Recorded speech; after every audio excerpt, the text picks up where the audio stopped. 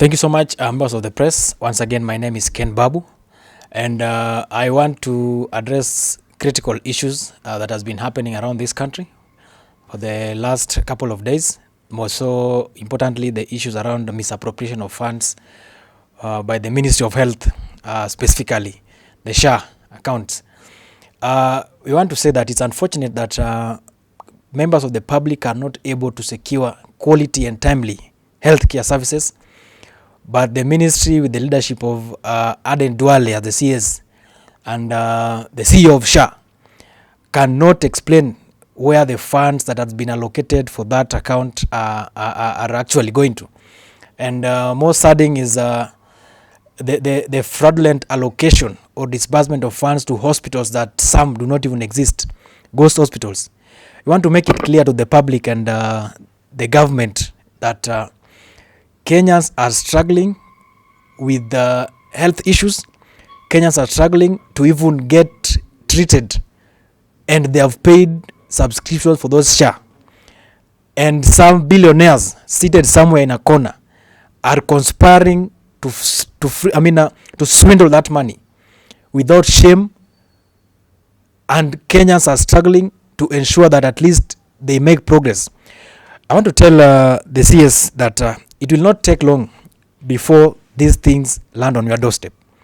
It will not take long before Kenyans say no, enough is enough. Health is very critical, and health is one of the basic things that in fact Kenya should be getting free of charge, and quality for that matter.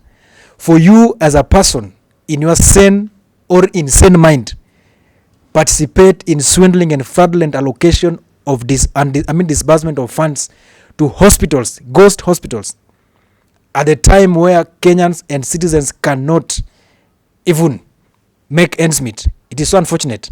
And I think the Ministry of Health, with the entire leadership as it is, should be shameful.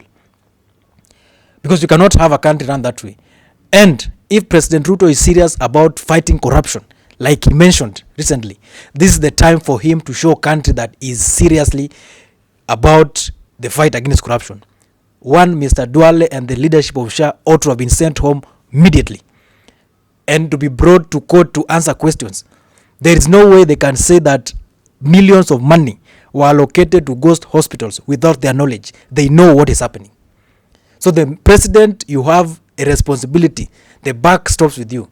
You have a responsibility to ensure that the corrupt individuals at the Ministry of Health are held accountable. Because Kenyans are asking questions. Kenyans are asking, where is the money? Kenyans who cannot secure health and medication are asking, where is the money? And you know where the money had gone to. Please, Your Excellency, you have to take action.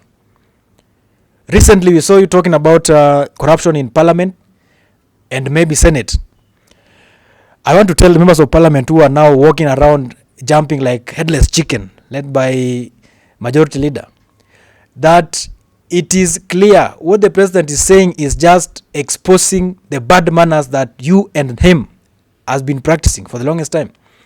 During the impeachment of Rigathi Gachagua, and it's on record, you people money exchanged hands for successful impeachment of His Excellency Rigathi Gachagua. During the voting of finance bill, money exchanged hands.